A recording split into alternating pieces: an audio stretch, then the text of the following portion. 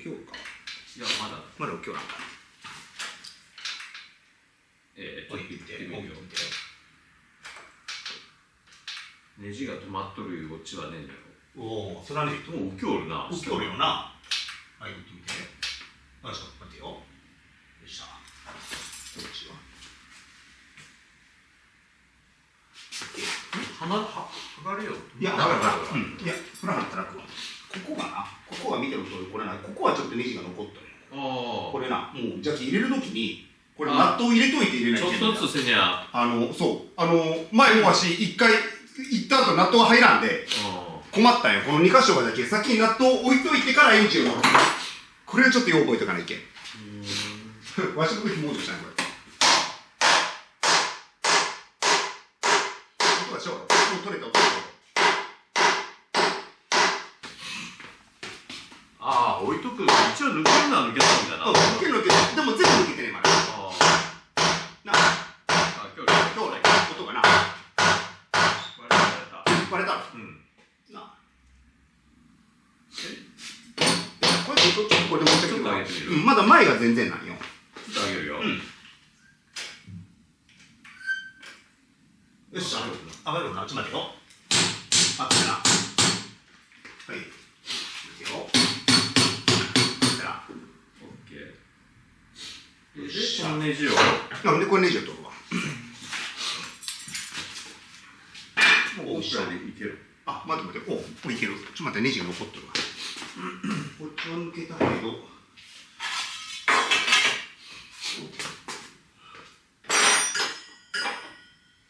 これな、ネジがな、なぜかまあ、それは美観を考えてな、前のメカニック様がしとんだろうけど、ステンレスやこのネジに書いとんよ。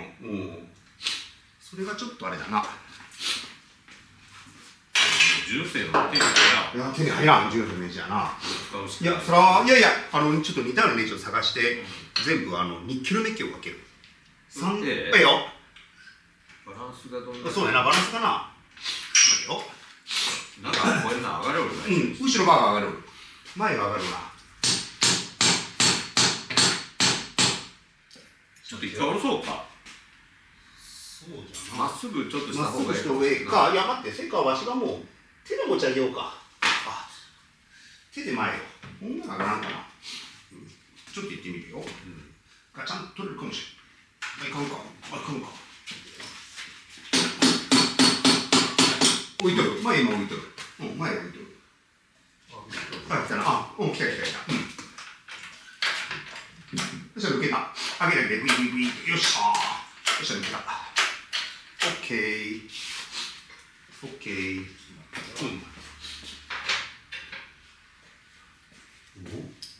上げるよ。もう上げる。そうやな。上げようか。そんなに重くねえだろ。そこまでやると、めちゃくちゃありそうな。でも結構な量で。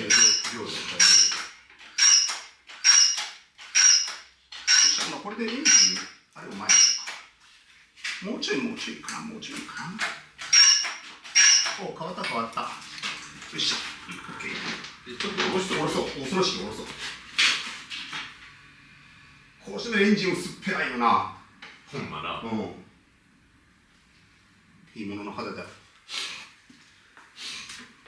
手するださいな。せーの。よっしゃ。くるすげえよな、もう。おっしゃー。乗った。そっちかな。いった。ありがとうございます。これにこれエンジンだ、今度は。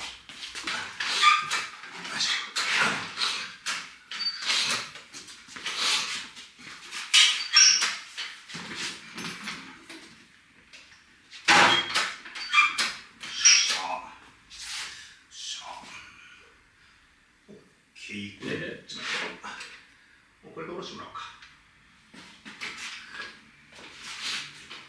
もう座りはいいけど、そんな。パンクはしてはないのかな。だよ。これは大丈夫じゃん。これ、ちょっと次がすごいでしょ。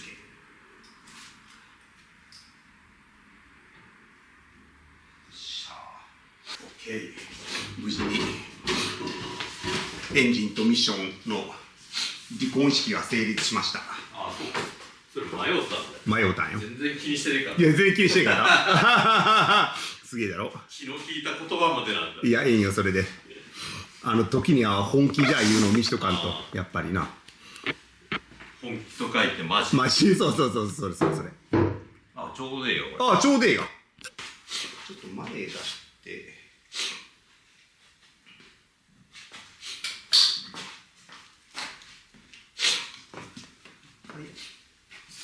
ので、よいしょ、せーの、よいしょ。お水。ああ、ちょっと待って。そのスタッフの間ぐらいに。間ぐらいの。よいしょ。よいしょ。おお、見えるが。見えるな。うん。ああ。見えるな。見える。けどじゃ。これすげえな、これ削っとんな。うん。削っとん。ああ。ほんまじゃ。道具が入るようにこれ。こりゃ製造時に削っとんじゃろな。これがな、土問題点なんよ。接合部。接合部じゃろ。デフォを動かすのに。ここだけないんよ、これ。ボルトが。他は全部これボルトで縛ってあるが。だけど、ここがねえけ、ここら辺のトラブル大きいよな。ここはもう、押さえてる。うん。で、512はは改造してる。うん。いや、あるよ。このネジはあるんだけど、あこれとサブで押さえてる、これ。あこれがないんよ、365がな。結局ミッションの、うんあれなんかが当たる。そう。で、ほんで、これがオイルポンプやな。ギア式オイルポンプこれね。で、さっきのところから吸うて、やな。で、これがタービン。いや、それは違う。それは、オープン的。ああ、おい。おお、すげえ。これ送らなきゃいけない。どうぞ、いいか、おろすもう下ろそうかな、また戻そうか。ちょっと待ってよ。よいしょ。はい、せーの。で、これで抜いて、せーの。よいしょ。あんまりきついか。あ、すいません。ごめん。せーの。よいしょ。あ、オッケー、ありがとう。さあ、だんだんバラン切れてきました。で、これタイミングベルトを駆動するこれギアなんだけど、この、まあフェラーリのエンジン、もう古来からだ。まあこれランボルギーニもよな、結局。だから、ああ、そうよな。だからそのコロンボ博士って言われてる方が、設計したエンジンは全部こういうレイアウトになったのかな。でもこれ実を言うとこれ日産の S20 がもう全くこの方式を、だから当時、あれ、ディノやな。ディノのエンジンをおそらくプリンス陣営も参考にしたんじゃないかなと思うんだけど、もう同じように、もう原則比まで一緒だった。このクランクシャフトから、まずこっちにギアでこれ振り分けてるようなタイミングベルト。まあ、S20 の場合はもう、あれ、V 型じゃないんで直6なんで、一発減速してるだけなんだけど、その減速が3分の2に減速してるんですよね。で、それからまたタイミングベルトを回すのに、減速してて、3分の1で減速か。だから、トータルで言うと2分の1なのよな。まあそれは当たり前なんだけど。だから、まあ当時の S20 なんかでもやっぱりチェーンの収束なんかを気にしてたんだと思うんだけど、まあ、だから結局その、ディノなんかの V6、あれがそのやっぱり3分の2に減速してあって、で、あれもやっぱりその、あれはタイミングチェーンエンジンだからやっぱり減速してあるんだけどね、そのチェーンの収束を気にしてると思う。まあそれで言うと、それはランボルギーニのもうね、初期型の 400GT とか、イスレロとか、まあ 350GT が一番古いのは。だから、あたりももう同じエンジンだから、まあ同じような、減速エンジンなんですよね。だから、あれも3分の2に減速しちゃった。だから僕らのエスパーラとか、あとミューラ、後の、カウンタックのあたりまでも同じようなエンジン使ってるので、だからやはりそのベルトなりチェーンなりの収束を気にしてっていうのもあったんだと思う。で、まあなんせこれを3分の2一回減速して、それから、ベルトでかけてる。だけど、だからこれあれよ、クランクシャフトの回転に対してベルトが反対に回るから、タイミングベルト、カムシャフトが。だから頭がちょっとこんがらがるんですよね、この手のエンジンは。そうそう。だから S20 なんかでもちょっとちょっとこんがらがりながら、バルタイなんか取っていったりするんだけど、まあこの場合も両方それがあるからさらにこんがらがってくるんだけど、これな、やっぱりこれだんだん改良していってるんですよね。これ、まあこんなマニアックな話してもまあ受けるかどうかわかんないけど、これオイルシールがここに入ってるよな。初期型はフェラーリの308の初期とか、このあれこの 36BB の初期、36BB は全部これだ。でここにオイルシールがあって、最終的なオイルシールをここを滑らすことによって止めてるんだけど、これまあ僕はタイミングベルトキットを作ってて分かったんですけどね。ちなみにこれが富田製のスーパータイミングベルトキットのに使われてるプーリー。これもうこれ山の形状が、まあこれちょっと脱線するけど、これ山の形状見て、これもう高低差が少ないからもう羽飛びを起こすんだよね。だけどこれはもう今時の最新のベルトが使えるようにしてるから、もう高低差がしっかりとってある。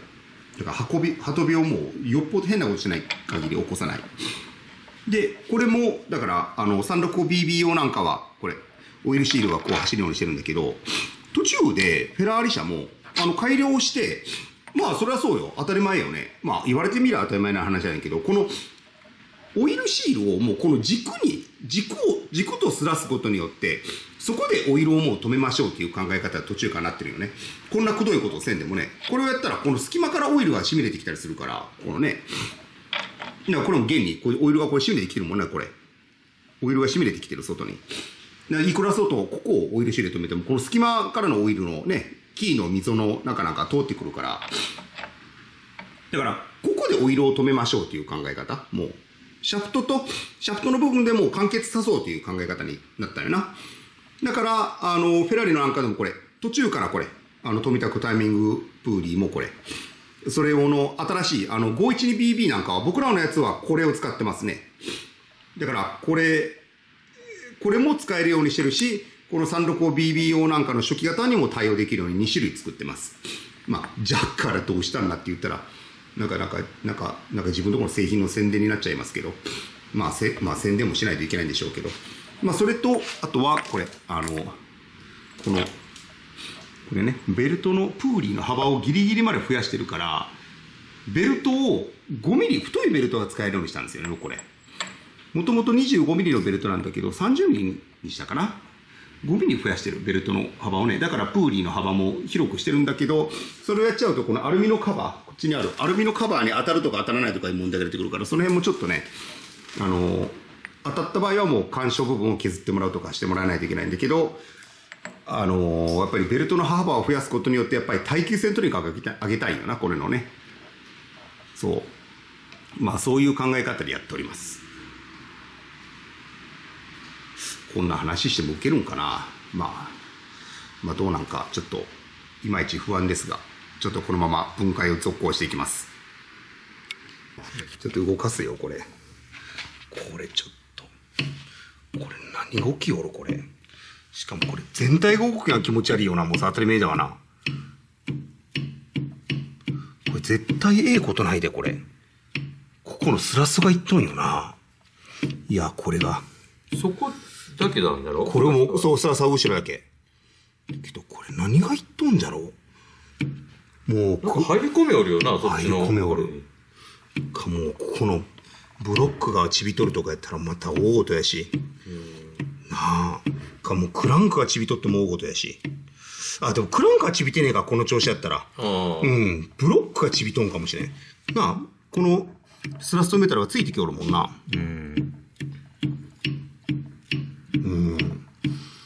もうちょいのさ、そうやな、もうちょっとその辺だな、後辺から取って、そう。メタルがな、そうやな。これでも全体が動くんがもう気色悪い。それかこの奥にシム作って入れときゃいいのかな。いや最悪はな、もうなんか、シムを作るか割りのシムを作るか。これは位置が決まらんでろ、こんなブラブラだったら。どっちが正解なんだろうか。前出とる方が正解なんだろうか。いやもうそれも分からん。だけどまあこのものの通りで言ったら後ろが正解だろうな。多分後ろへ行って寄ってる方がこっちが正解だろうな。なんで前に出るかよな。このブロックはちびとんやと思うわ。だからもう絶対ちびちゃいけないとこはちびとんやと思う。だからあれだが要は強化クラッチを組んだらこんなことになるんよな。強化クラッチでアイドリングで油圧の低い時にずーっと長時間踏んどったらやっぱりスラストがもう抑えきれんで、メタルがな、潤滑ができんで。ノーマルクラッチでいいけど、でもこれ特にもう、圧着がむちゃくちゃ高いが、このクラッチ。そやから、これでスラストがいっとんやと思う、こっちの。こっちへマンモーションにしちゃいけん方が。これが多分正常やと思う。この後ろが。うん、隙間的に見てもな。ああ、これもう明らかに前に寄りすぎてるもん、これ見たら。ああ、そうよな。うん。なあ。隙間であれ。そう、隙間で見たらな、この辺のウエイトのあれと見たら。これが正解やと思うわ。これがちょっと重症かもしれん。このブロックがもしほんまにちびとったらどうすりゃな。これはちょっと、溶接で足持っていくけ。ここが、あとなんかもう、マシニングかなんかに立てらかして、これ回してもらわなきゃいけんかもしれん。ここ。ブロックが組んだ。ブロック組んだ状態で持っていくけ。溶接盛りして。これな、そんなんもあってからこっから油が漏れたりしようたんじゃない？前後向かもうすっげえシールを塗りたくっとったんだろうな、これ。なんか、暗い過去だな、これは。でも、言うことはあれこの手のは絶対、行きやすいこと？いや、実を言ったな、僕のもちょっと出とんよ。あ、そうなんや。ちょっとスラストが、いや、こんなことはねえよ。こんなんやったらもうさすがに僕もうあれやけど、ちょっとスラストが大きいなと思うよった。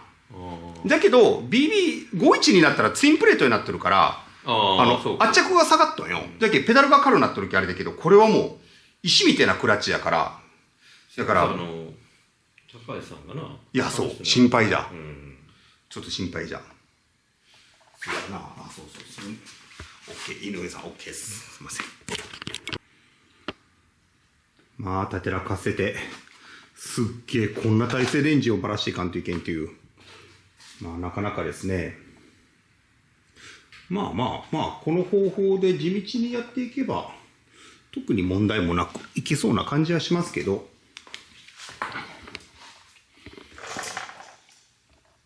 クランクなんかはもう、ジャーナルは綺麗な。まあ問題がもう本当にこの減ってる、あれだけやな。スラスだけはちょっと見ていけですね。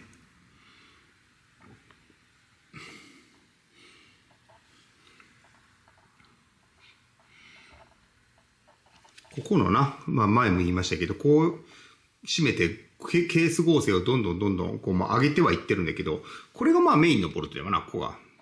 メインをこれ縛ってるんですね、これ。スタッドボルトになってて。で、サブでここをこう縛っていってるんだけど、デフがあるこの6番目のジャーナルだけは、もうここのメインが縛ってあるだけで、これがないんですよね。ここへデフが通過してるから。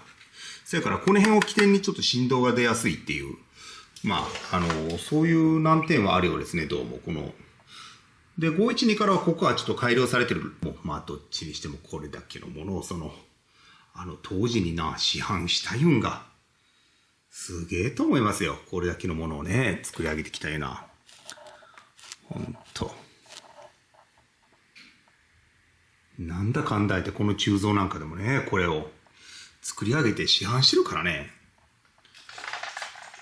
ここはこれ吸ってからこれ、道具が入るようにしてるんでしょうね。さあ、これをどうやってまたトルクレンチで締めるかやな。これもちょっとまたジグを作らないといけないですね。どういくかな。まあちょっとこの辺もちょっと考えていきましょう。で、もうこんな感じで、吊るした状態作業を今やってますが、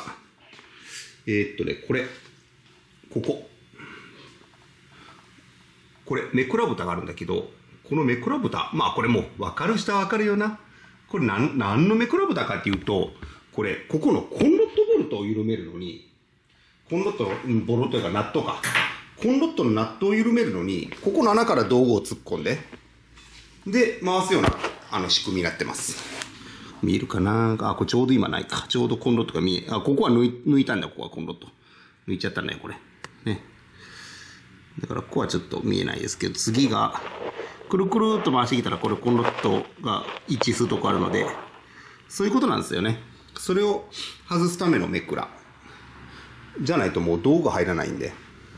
水平対向のエンジンはね、もう、こういうことを CC やらないと、僕はヨタ8はどうしとったかな。ヨタ8はこんな穴はなかったで、確か。あれもね、水平対向2気筒で、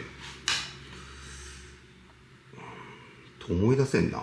片方の、待てよ。そうか。わかった。